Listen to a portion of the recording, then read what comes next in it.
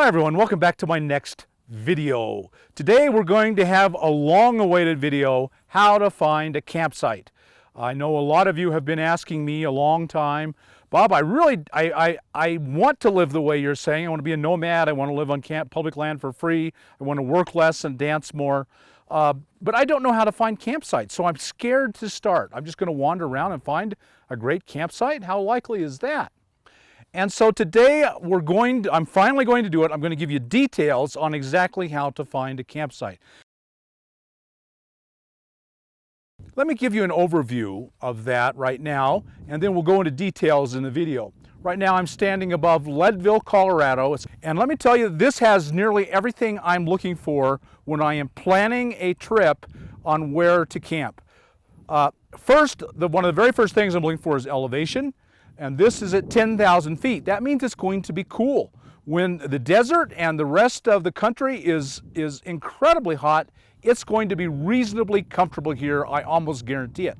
3.5 degrees per 1,000 feet. At 10,000 feet, we are going to be 35 degrees cooler than sea level. So if it's 110 down in the desert or in most of the lowland, if you come up to 10,000 feet, you're looking at 75, 80 degrees because it drops that much. And then I'm also looking for internet. Wherever I go, I like to have internet. Now you see, Leadville's a town of about 3,000, and a town of 3,000, it's on a major road. 24, which is a major road, cuts right through Colorado, runs up and then over. And so if you have a major road, you're going to have internet. The next thing I'm looking for, because Leadville's about 3,000 people, I know it's going to have trash. There's a free dump. There's a dump here. I don't know if it costs or not, but they do recycling. And that's a big deal to me, and I just put my trash in little sacks and drop it, a little sack here, a little sack there, and no one ever notices or cares. Getting water. I can usually get water. There is at least 2 or 3 places here in Leadville where I can get water, and I have a whole video on water. I'm not going to go over all that again. There's a national grocery store here, so I can get groceries reasonably cheap. And so the things I'm looking for are right here. But most of all across on those mountains is national forest. The valley is not because it's mostly private. Now in this case, a lot of that is a wilderness area right over by that big mountain.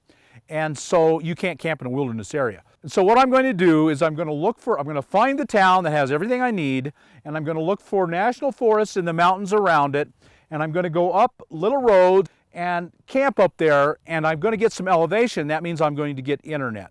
And now you want to know, okay, good, that helps me. Now I know what I'm looking for in a campsite, but how do I find those things? So let's go back to the very beginning. Let's say winter's coming to an end, spring's coming to an end, you're ready to start your travels. Or vice versa. Summer's coming to an end, you're going to go into the desert. You're about ready. How do you find places in the desert? It's exactly the same thing, except you're looking for BLM land instead of national forest land. So you're planning your travels. You're looking at a summer and you're going to travel for the next 4 or 5 months while it's warm or hot. And then after that, you'll start thinking about spring or fall and then desert. That's a different time. Right now you're planning one season, let's say summer, because that's where I am right now. So you're planning your summer travels. The first thing you want to have is a schedule. You want to say, okay, I have to be at Aunt Mary's wedding in June over there. So I'm going to head in that direction so I can be there in June. And then in October, Uncle Fred is having a family reunion, and I definitely want to go to that. So you plan a broad travel schedule. Or let's say you don't have any specific plans. Then you look at your budget. So you have a broad travel schedule of where you want to go, and then you look at your budget. And then you think about your style of travel. Do you want to spend a lot of time in one place and explore it and really get to know it? Or do you want to just go boom, boom, boom, boom, boom? So those are things you have to decide at the beginning. Where I'm going, my general overview, how much can I spend in gas, and what do I personally prefer? Do I like to move slow or move fast? So then I'd say, okay, I have to be, it's May 15th, I have to be in Idaho in October. So I would plan a route either around and up the Pacific coast maybe, or I might plan a route right up the spine of the Rockies and stay at high elevations, so it's cool.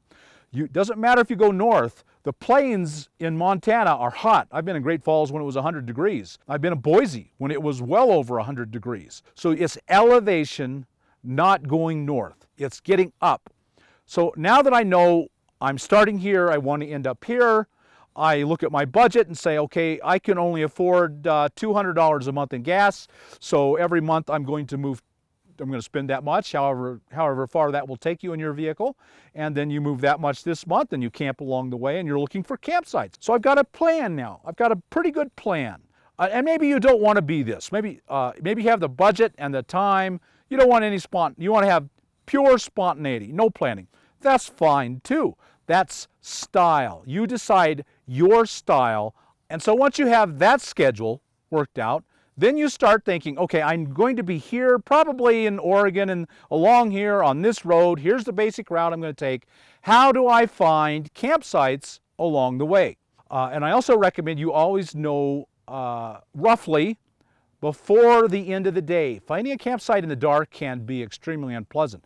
Wandering around in the national forest in the dark, trying to find a turnoff into a clearing in the dark is very unpleasant. I don't recommend you do that. Okay, so now let's talk about the details of how you're going to find your campsite. Okay, so now we'll talk about the tools of the trade and how I find a campsite. Well, these are the main tools that I use. The first thing I reach for is my benchmark atlas. There is another one, the DeLorme atlas. They're slightly different. One is stronger in some areas than the other. The DeLorme is a little more detailed. It has more national forest and BLM roads. But because it's more detailed, it's more confusing and hard to follow as a broad overview. The benchmark is really easy to follow as a broad overview. Its big advantage is it has elevations, and we'll come to that in just a minute.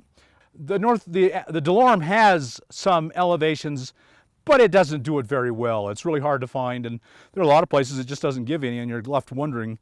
And then you do have to do a Google search. Say you want to know, how high is that? Will I be comfortable there? You may have to do a Google search if you only have the DeLorme. I have them both, and together, the two together give me remarkable information. So I've decided I'm going to be in a certain place. Tonight I'm going to camp somewhere up near Leadville. Let's just take Leadville because that happens to be right where I am. So I'm going to go up to Leadville and camp. How do I know where to park? So on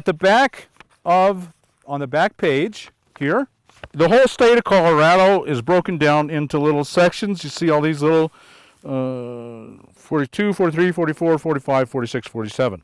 Well, I find Leadville, which happens to be at 86. I am there. It's 86, 87. Leadville is right there. And so I know it's on page 86 and 87. And I open it up to page 86 and 87, and I find Leadville. If you see Leadville, it gives the elevation of Leadville. If you look around Leadville, you'll see it gives the elevations of virtually everything around Leadville. It gives the elevation of lakes. Right over there is a big lake called Turquoise Lake. It gives the elevation of Turquoise Lake. So I know if I want to go camp around Turquoise Lake, I can go. I happen to know there's a lot of campsites all around there, free campsites, and that's where I'm camped right now. And I know the elevation because my benchmark told me. At any given time with this map, you can look and know the exact elevation of the place you're going to. That's critical information. It will also show me forest roads.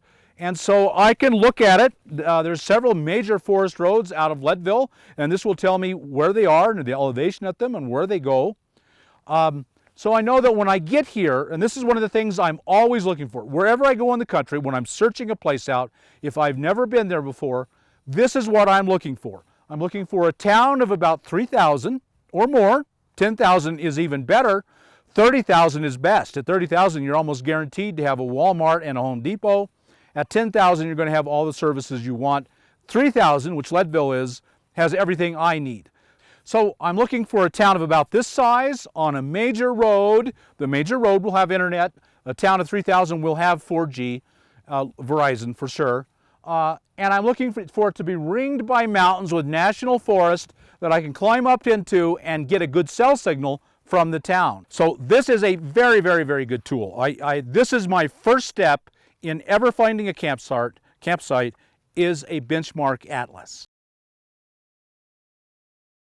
The next tool I highly recommend for you to find campsites is an app called US Public Lands. If you've heard of them, it's made by a couple called Technomadia. They're bloggers, RVers, and now they're boaters. But they are excellent, and they produced an app called US Public Lands. It's $3. It's money well spent. I didn't hesitate to spend the $3, and I've never regretted it. So you get US Public Lands, get it on your smartphone, and the wonderful thing about it is it has the maps that show public lands, and you can turn as overlays. So you have a road map or satellite map, and that's what makes it really great. You hit a menu button and it shows the satellite view. And then you hit another menu button and it lays an overlay of BLM land in yellow or National Forest land in green. And it's tied into your smartphone's GPS. So as you're driving down the road, it's moving with you. The pin is moving with you as you follow down the road. And then it shows an overlay of BLM land. So when you drive into BLM land, it shows you. And then if you see a road going off up into the National Forest or up into the BLM desert, you know you can go up there and you're in BLM land and you can camp anywhere you want. My assumption is that unless it's marked otherwise, all BLM and National Forest land is open to dispersed camping and I can camp anywhere I want.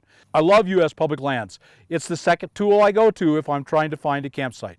And finally, there is on your PC, say you don't want to use your smartphone or you don't have a smartphone, on your PC is a website called publiclands.org, and it does the exact same thing. The opening page has a map of the western United States. You click on any map, it zooms in. You can turn on and off public land overlays.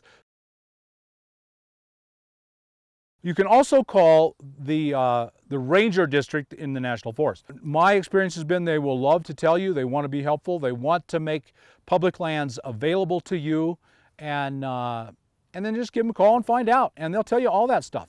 And usually when I get into town, I will stop there, because a lot of places where I go, I find ranger offices. They have a lot of small ranger offices, more than BLM does. And I'll stop at the ranger office. I'll go in and say, hey, where's a good place to disperse camp around here? And do any of them have good internet? And then another superb source of information are blogs. A lot of bloggers travel and they list out all their campsites, they describe them, they talk about the internet, my favorite, and the one I recommend every person listening to my videos, is RV Sue and Crew. It's her and her two dogs. She gives great information on where to camp. And there are other bloggers, and you'll just have to find the ones that you like. I have tried to keep a list on my website, cheaprvliving.com/blog. I have done an okay job. If you do a search on the category campsites, and there is a map at the top that you click on the map and pins will come up on all the campsites I've put in there. So mine is a good source. I would recommend it.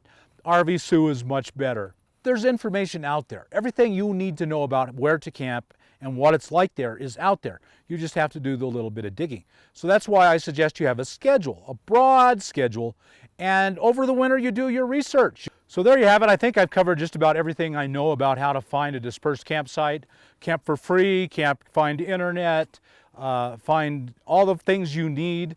So if you will just follow these examples, I believe you can find campsites anywhere and everywhere you want to go. So I'm glad you watched. I hope you got something out of this. If you did, like and subscribe here on my YouTube channel. And remember, work less, dance more. That's my advice to every one of you. Become a nomad so you can live so cheaply that you can work less, dance more.